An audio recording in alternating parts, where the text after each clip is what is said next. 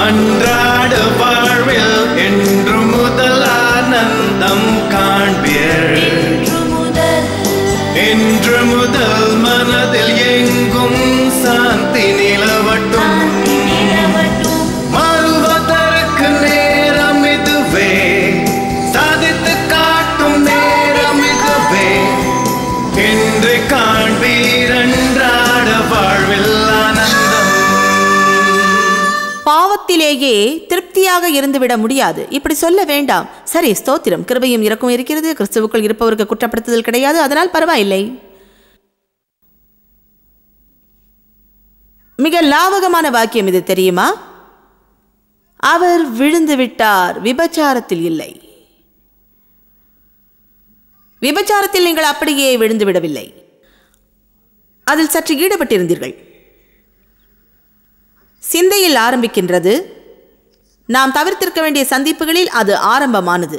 நாம் தவிர்த்திருக்க வேண்டிய சம்பாஷணைகளில் துவங்கியது. மனைவிக்கு வாங்கி கொடுக்க வேண்டிய அல்வாவை நீ மற்றவளுக்கு வாங்கி தந்ததால் வந்த வினை அது.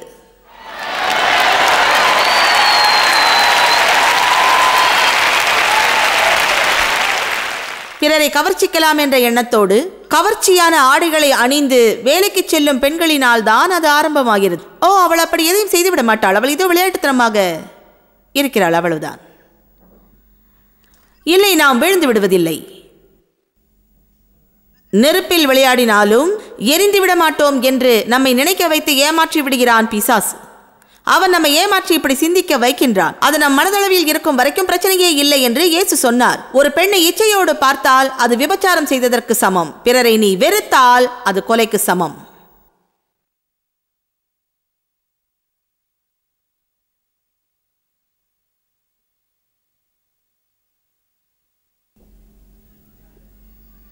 தெரியுமா, அவன் பாவத்தில் வீழ்ந்து விட்டான். இல்லை, ஏதோ ஒரு இடத்தில் நாம் தேர்வு செய்ய வேண்டும். விழுந்துவிட மாட்டோம். சரியாய் தேர்வு செய்தால், ஆமாம், சாத்தான் ஜனங்களை ஏமாற்றிக் கொண்டிருக்கின்றான். அவர்கள் ஏமாறுவதற்கு ஒரு காரணம் என்னவென்றால், நமது சபைகளில் சரியான போதனை போதிக்கப்படுவதில்லை.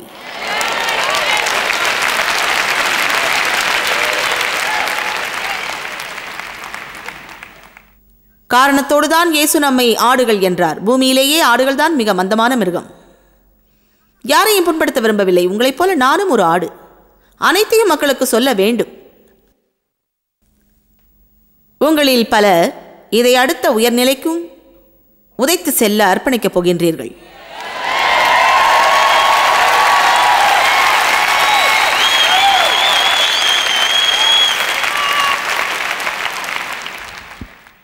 இதை தேவனிடம் கேளுங்கள் என்று சொல்கிறேன்.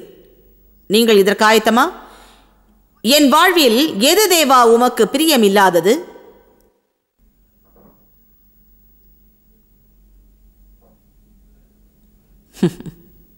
மகான்களும் பயப்படுகிறார்கள். உமக்கு பிரியமில்லாத காரியம் என் வாழ்வில் எது? கவலைப்பட தேவையில்லை. அவர் எதையாகிலும் சுட்டிக்காட்டினால் அதில் உனக்கு உதவி செய்வார்.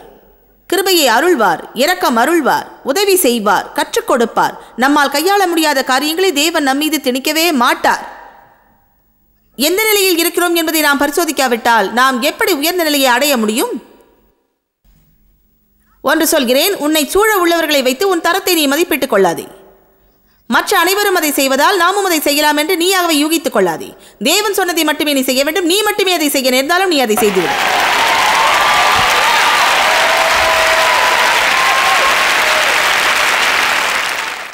ஆமென். நீதி என்பது கிறிஸ்துவின் இரத்தத்தின் மூலம் நமக்கு கிடைத்த தேவனோடு இருக்கத்தக்க ஒரு மெய்யான நிலையாகும். இதை விருப்பத்தோடு போதிக்கிறேன். தேவனோடு சீர்பொருந்தியுள்ளோம். தேவனோடு சீர்பொருந்தாவிட்டால் சீரானதொன்றையும் செய்ய முடியாது. ஏனென்றால் இல்லாத ஒன்றை செய்ய முடியாது. அன்பில் நடப்பதில் அநேகரால் வெற்றியோடு வாழ முடியாததற்கு காரணமே தேவ அன்பை தங்கள் வாழ்வில் பெற்றுக்கொள்ளாததுதான். நம்மிடம் இல்லாத ஒன்றை நம்மால் கொடுக்க முடியாதே. என்னிடம் நீதி இல்லை என்றால் என்னால் நீதியை பிறப்பிக்க முடியாதே. என்னிடம் இல்லாத ஒன்றை கொடுக்க தேவனும் எதிர்பார்ப்பது இல்லை. எனவே அவரையே விதையாக கொடுத்தார். அவர் நீதியானவர். ஆக எனக்குள் நீதி என்னும் விதை இருக்கின்றது. வேத வசனம் என்னும் நீரை பாய்த்து கலைகள் முளைக்காதபடி பரிசுத்த ஆவியானவரோடு சேர்ந்து நான் கிரியை செய்தால் நீதியின் கிரியைகளை என்னால் பிறப்பிக்க முடியும்.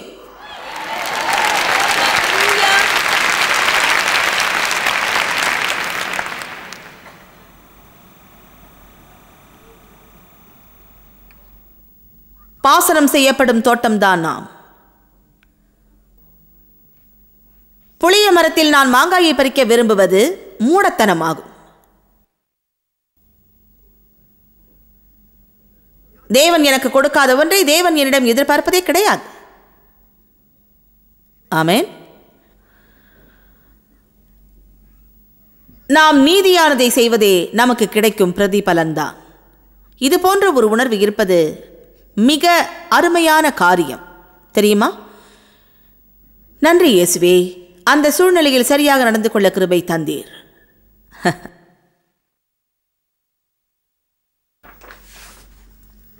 என்னை அற்பமாக நடத்தினார்கள். அது ஒரு நியாயமான காரியம் அல்ல என்பதை அறிவேன். ஆனால் நீர் எனக்காய் வழக்காடுபவர், நான் எனக்காக வாதாட தேவையில்லை என்று நீர் வேதத்தில் கூறியுள்ளீர். தேவனே, அந்த சூழ்நிலையில் நான் சரியாக நடந்து கொள்ள உதவின உமது கிருபைக்காக நன்றி. இப்படிப்பட்ட உணர்வு கொள்வது மிக அருமையானது. ஒன்று தெரியுமா? சரியாய் செய்தேன். மகிமையை நீங்கள் எடுத்துக்கொள்ள வேண்டாம், அதை தேவனுக்கு கொடுத்து விடுங்கள். நான் நல்லதை செய்து விட்டேன். சில சமயம் நம் வாயை திறந்து மதியீனமான காரியங்களை அவசியமே இல்லாமல் பேசி மூடர்களைப் போல நடந்து கொண்டு பிறகு அனைவரும் நம் மீது கோபமும் வருத்தமும் அடைந்திருக்கும் போது நாம் இரவில் தூங்க போனால் தூக்கம் வராமல் தவித்துக் கொண்டேதான் இருப்போம்.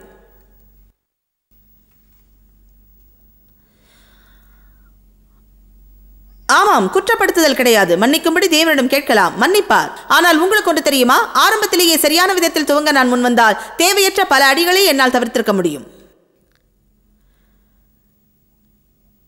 இங்கு இருப்பவர்களில் சிலர் தங்கள் வாழ்வில் அதே மதியீனம் என்ற மலையையே இன்னும் தேவையில்லாமல் சுற்றி சுற்றி வந்து கொண்டிருக்கின்றீர்கள். சுற்றி சுற்றி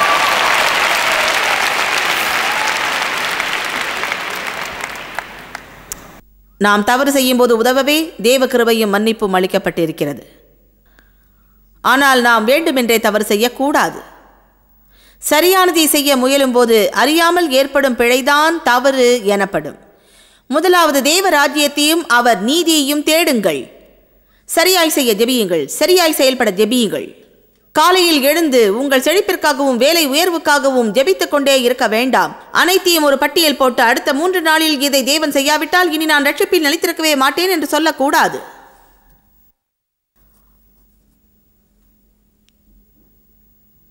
என்ன சொன்னாலும் சிரிக்க மாட்டேங்கிறீங்க. தேவைக்காக பவுல் ஜெபிக்கவில்லை, சபைகளின் காரியங்களுக்காகவும் பவுல் ஜெபிக்கவில்லை. சபையார் சோதனைகளில் இருந்து விடுவிக்கப்பட வேண்டும் என்று பவுல் ஜெபித்ததாக ஒரு இடத்தில் கூட நாம் பார்க்கவே முடியாது. நன்றாக நடந்து கொள்ள வேண்டும் என்றே ஜெபித்தார்.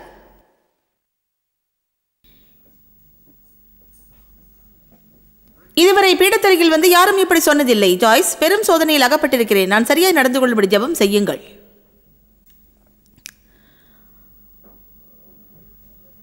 அதிலிருந்து வெளியேற வேண்டும் என்றே விரும்புகிறோம், அதை புரிந்து கொள்கிறேன். முதலாவது இதைத்தான் நாடுகிறோம். என்னை விடுவித்து விடுங்கள், விடுதலை ஆக்குங்கள். விடுவியுங்களேன். சோதனை இல்லாத நேரங்களை விட சோதிக்கப்படும் போதுதான் அதிகம் வளர்ச்சி அடைகிறோம். இதுதான் நமது பிரச்சனை.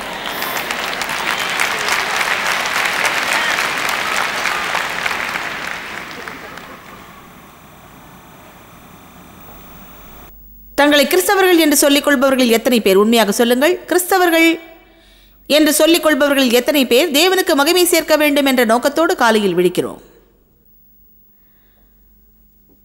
நாம் இதைத்தான் செய்ய வேண்டும். உம் மகிமைக்காக உயிரோடு இருக்கின்றேன் தேவா, என் அங்கங்களை உமக்கு அர்ப்பணிக்கின்றேன். ரோமர் 12:1. நான் கதை ஒன்றையும் சொல்லவில்லை. சரீராங்கம் அனைத்தையும் அர்ப்பணிக்கின்றேன் தேவா, ஜீவ பலியாக. என் வாயை, என் சிந்தை, என் சுபாவம், என் கரங்கள், என் கால்கள், என் கையேட்டை, என் நோக்கம், என் உள்நோக்கம் உம் மகிமைக்காய் வாழ வேண்டும்.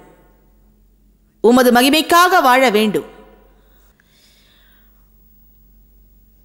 முதலாவதாக, நீதி என்பது இயேசுவின் மேல் நாம் வைத்து விசுவாசத்தால் கிடைத்த ஒரு நிலை என்று சொல்லலாம். இரண்டாவதாக, நாம் வாழும் விதத்தில் அது வெளிப்படும். பிறரை நடத்தும் விதத்தில் நம் தீர்மானங்களும் வெளிப்படும். கலாத்தியர் 3:6 அதை நாம் வாசிப்போம். அங்கே எப்படி? எல்லோருக்கும் புரிகிறதா? உதவ விரும்புகிறேன். கிறிஸ்தவத்திற்கு நல்ல பெயரை நீங்கள் வாங்கி கொடுக்க நான் உதவப் போகிறேன்.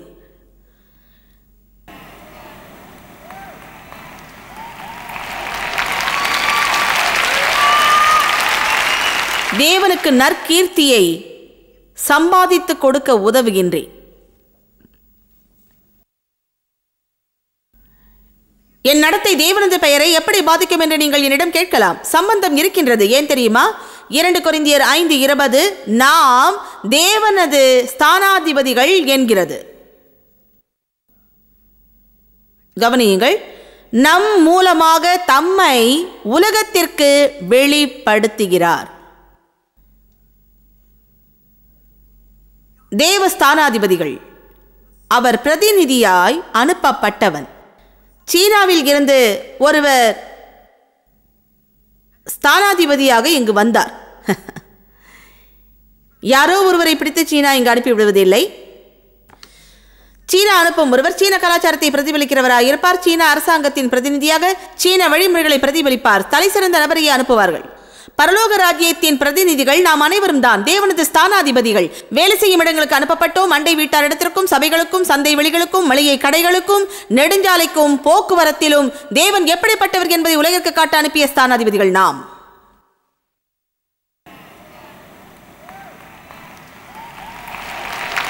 நாம் எப்படி நடந்து கொள்ள வேண்டும் தெரியுமா? உணவகத்திற்கு சென்று அங்கு ஒருவரும் சரியாக சேவை செய்யாவிட்டாலும் இப்படி சொல்லக்கூடிய கிறிஸ்தவராக இருக்க வேண்டும். ஏய், பரவாயில்லை, தவறுவது மனித இயல்பு, சங்கடப்பட வேண்டாம், பொறுமையாக வா.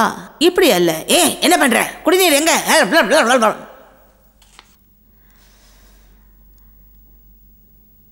சமீபத்தில் ஒரு பெரிய கருத்தரங்கை முடித்துவிட்டு சென்ட் லூயிஸில் சாப்பிடும்படி உணவகத்திற்கு சென்றிருந்தோம். முதலாவதாக ஏற்கனவே முன்பதிவு செய்திருந்தோம். ஆனால் அங்கு சென்ற போதோ முன்பதிவு எடுத்துக்கொள்வதில்லை என்று சொல்லிவிட்டார்கள். சுமார் 12 பேர் அங்கிருந்தோம். சத்தம் போட்டு திட்ட வேண்டும் போலிருந்தது. அப்புறம் ஏன் முன்பதிவெல்லாம் எடுத்துக்கணும்னு ஃபோனில் சொன்னீங்க? அப்போதுதான் பிரசங்கத்தை செய்து முடித்திருந்தேன்.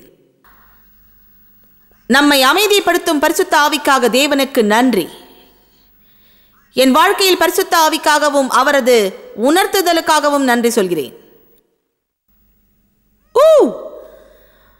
நாம் தவறு செய்ய போகிறோம் என்பதை அறியும் நிலையை அடைந்தோம் என்றால் நாம் முன்னேறி கொண்டிருக்கிறோம். எப்படி என்றால், நாம் துவங்கிய போது தவறு என்பதை அறியாமலேயே தவறு செய்தோம். அதை செய்தே பழகி விட்டதனால் அது தவறு என்றே நமக்கு தெரியவில்லை. அப்படித்தான் செய்ய வேண்டும் என்று நினைத்துக் கொண்டிருந்தோம். யாராகிலும் அப்படி செய்யாவிட்டால் அவர்களை துரத்தி விடுவோம். பிறகு தேவனோடு சேர்ந்து மதீனம் என்ற அந்த மலையை சுற்றிய பிறகு சில கருத்தரங்கு வேத பாடத்திற்கு பின் நாம் தவறு செய்து 3 நாள் கழித்தும் எப்படி நாம் யோசிப்போம், ஐயோ நான் அப்படி நடந்திருக்க கூடாது. பிறகு 2 வாரத்திற்கு தேவன் உன்னோடு இடைப்பட்ட பிறகு நாம் போய் மன்னிப்பு கேட்போம். அதிக நேரம் அதிலேயே இருப்போம் என்றால் தவறு செய்த அந்த நிமிடமே அதை அறியும் நிலைக்கு நாம் வந்து விடுவோம். எப்போது மெய்யான முன்னேற்றம் அடைகிறோம் தெரியுமா? நாம் தவறு செய்வதற்கு முன்பாகவே தவறு செய்ய போகிறேன் என்பதை அறிந்து மாம்சத்தை வெறுத்து தேவனுக்கு கீழ்ப்படியும் போதுதான். இதுவே முன்னேற்றம். அப்படியே சம்பவிக்கும். படிகள் நிலைகளாக மகிமையின் மகிமை அடைவோம். இலக்கை அடையவில்லை என்பதால் எரிச்சல் அடையாதே. தொடர்ந்து பயணம் செய்து கொண்டே இரு. எங்கேயும் தங்கி விடாதே. அனைவரும் இப்படியே செய்கிறார்கள் என்று நீ சொல்லாதே. பிரச்சனை என்ன?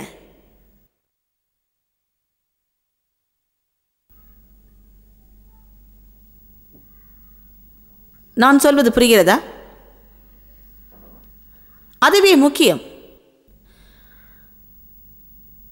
நாம் வெறும் நமது கார்களில் வசன ஸ்டிக்கர் ஒட்டி வைப்பதாலும், இயேசு பேட்ஜ் அணிந்து கொள்வதாலும், உடல் முழுவதும் சிலுவையை தொங்கவிட்டுக் கொள்வதாலும், வேலைக்கு டேப் ரெக்கார்டர் கொண்டு சென்று சோஸ்திரம் பாடி ஹalleluya அந்நிய பாஷை பேசுவதாலும் ஒரு பயனும் கிடையாது.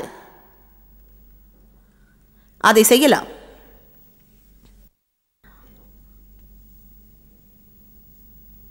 அதற்கேற்ற கனியும் நம் வாழ்வில் இருக்க வேண்டும். கனியினால் அவர்களை அறியலாம், வசன ஸ்டிக்கரினால் அல்ல. கனியினால் அவர்களை அறியலாம்.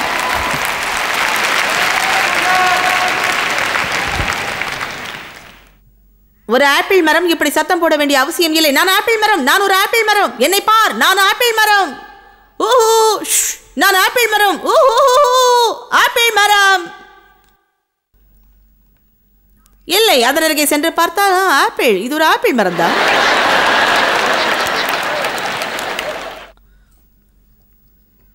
ஆமென்.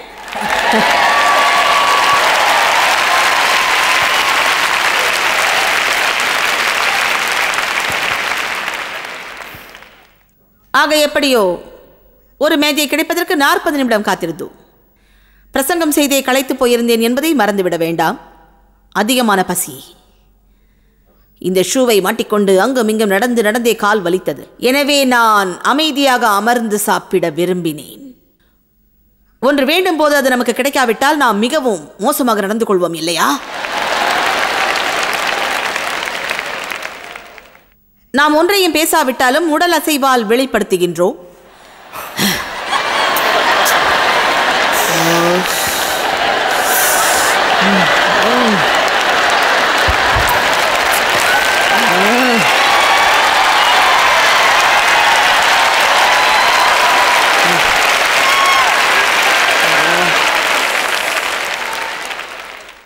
எப்படியோ உட்கார இடம் கிடைத்தது. நாங்கள் 12 பேர் இருந்தோம். அருமையான டேபிள் கிடைத்தது. பானங்களை ஆர்டர் செய்தோம். காஃபி, கோக், வாட்டர், அது இது என்று பல வகை. ஒரு பெண் வந்தாள், ஒரு பெரிய ட்ரேயை எடுத்துக்கொண்டு. அவள் எங்கள் அருகில் வந்தபோது ட்ரேயை சுவற்றில் மோதிவிட்டாள். எல்லாம் என் கணவர் மடியில்.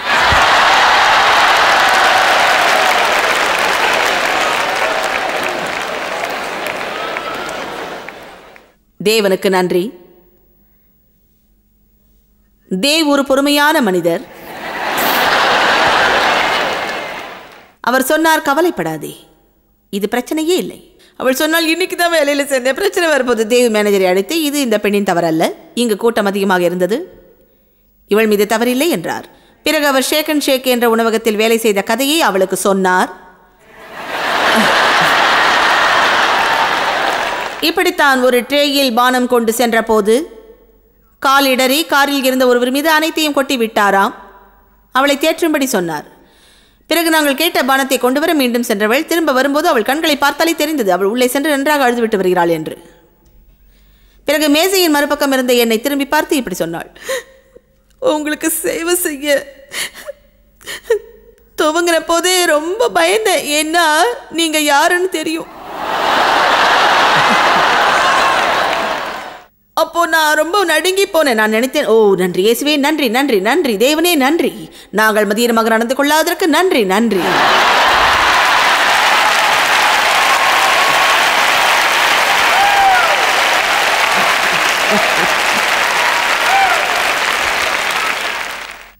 ஒன்றை உங்களுக்கு சொல்லட்டுமா, நீங்கள் யார் என்பது மற்றவர்களுக்கு தெரியும். ஏனென்றால் இப்படி சொல்லி இருப்பீர்கள், ஓ நான் அதை செய்ய மாட்டேன், ஞாயிறு ஆராதனைக்கு செல்வேன், அல்லது வசன ஸ்டிக்கர் பார்த்திருப்பார்கள்,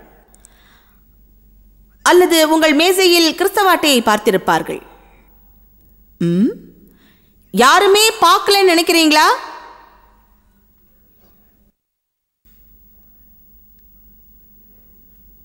கவனியுங்கள், கலாத்தியர் 3:6. அப்படியே ஆபிரகாம் தேவனை முற்றிலுமாக சார்ந்து கொண்டு நம்பி உறுதியாக விசுவாசித்தான், அது அவனுக்கு தேவ நீதியாக எண்ணப்பட்டது. இதை விளக்க உரை வேதம் சொல்கிறது. முழு சித்தம் சிந்தை சுபாவத்தோடு தெய்வீக சித்தத்திற்கு விட்டுக் கொடுத்தான். தேவனோடு நீதிமானாக்கப்பட்டோம், இயேசுவின் இரத்தத்தினால் தேவனோடு நீதிமானாகினோம். ஆனால் அதை அன்றாட வாழ்வில் நடைமுறைப்படுத்த வேண்டும். கொஞ்சம் கொஞ்சமாய் நம் கிரியையில் முன்னேற்றம் அடைந்து கொண்டே இருக்க வேண்டும். முதலாவது தேவ ராஜ்யத்தையும் அவரது நீதியையும் தேடுங்கள், அப்போது இவை அனைத்தும் கூட கொடுக்கப்படும். சபை கொண்டு சொல்கிறேன், பிரமிப்போடும் பக்தியோடும் கூடிய தெய்வ பயமே ஞானத்தின் ஆரம்பம் என்கிறது வேதம். தெய்வ பயம் இல்லாத மக்கள் எதையும் துணிந்து செய்து விடுவார்கள். தெய்வ பயம் உள்ள மக்களும் எதையும் செய்வார்கள், ஆனால் தேவன் செய்ய சொல்வதையே செய்வார்கள். ஏனென்றால் அவர்களுக்கு பயம்.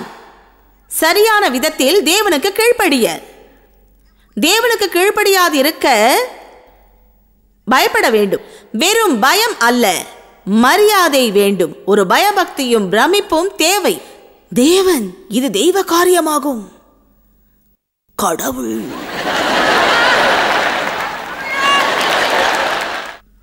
நாம் பால்காரனை பற்றி பேசவில்லை, தபால்காரனை அல்ல, அடுத்த வீட்டுக்காரனை அல்ல. இதோ தெய்வம் நம் நண்பர்.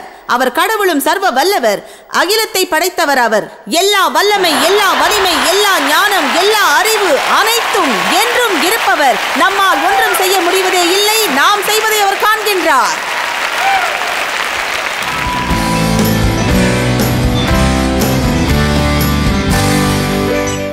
தேவனோடு உன் நிலை என்ன? அவரோடு உனக்கு தனிப்பட்ட உறவு இருக்கிறதா?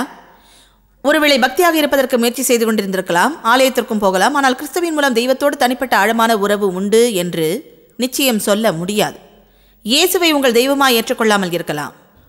1 யோவான் 1:8-9 சொல்கிறது, நமக்கு பாவம் இல்லை என்போமாகில், நான் பாவி என்பதை மறுப்போம் என்றால் நம்மை நாமே வஞ்சிக்கிறவர்களாக இருப்போம். சுவிசேஷத்தின் சத்தியம் நமக்குள் இராது.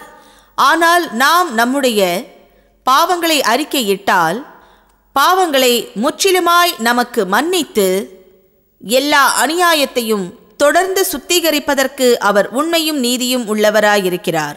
இதுவே நல்ல செய்தியாகும். நாம் செய்ய வேண்டியதெல்லாம் நாம் பாவி என்பதை ஒத்துக்கொண்டு பாவத்தை அறிக்கையிட்டு அவற்றை விட்டு விலக விரும்பி புது வாழ்க்கையை வாழ கற்றுக்கொண்டு உன் வாழ்க்கையில் இயேசுவை வரவேற்று உன்னை மன்னித்து அவருக்காய் வாழ உதவி கேள். அவர் அதை செய்வார். அதை கேட்க ஆயத்தமாயிருப்பீர்கள் என்றால் நான் ஜெபம் செய்ய போகிறேன். நான் செய்யும் ஜெபத்தை நீங்களும் சத்தமாக சொல்ல வேண்டும். இறுதியில் திரையில் காண்பிக்கப்படும் தொலைபேசி எண்ணிற்கு தொடர்பு கொள்ளுங்கள். எங்கள் அலுவலகத்தில் உள்ளவர்கள் உங்களை ஊக்கப்படுத்தி கிறிஸ்துவோடு புதிய வாழ்வை நீங்கள் வாழ உதவியாக இருக்கும் குறும்புத்தகம் ஒன்றையும் அனுப்பி வைப்பார்கள். ஜெபம் செய்வோமா? பிதாவே, உம்மை நேசிக்கிறேன். இயேசுவே, உம்மை நம்புகிறேன். நான் ஒரு பாவி. என் பாவத்தை மன்னியும். அவைகளை விட்டு விலகவும் புது வாழ்வு வாழவும் விரும்புகிறேன். உமது உதவி தேவை.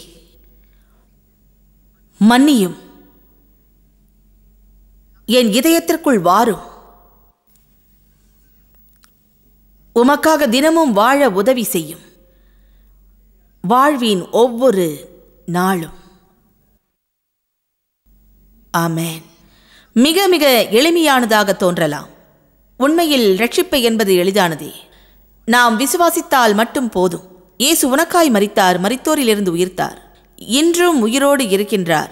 இன்றும் நீங்கள் இயேசுவை ஏற்றுக்கொண்டதனால் உன் இதயத்தில் வாழ்கிறார். நீ வாழ வேண்டிய விதமாக வாழ்வதற்கு அவரை உதவி செய்வார். திரையில் காணும் எண்ணிற்கு அழையுங்கள். எங்கள் பாசத்தை காண்பிக்க விரும்புகிறோம். உங்கள் கேள்விகளுக்கும் பதில் அளிப்போம். இப்புத்தகத்தை உங்களுக்கு அனுப்பி வைப்போம். நேசிக்கிறோம். கர்த்தர் ஆசீர்வதிப்பார். அனுதினமும் நிகழ்ச்சியை பாருங்கள். தேவ வார்த்தையை கேட்பது தேவனுக்குள் வளர உதவியாக இருக்கும்.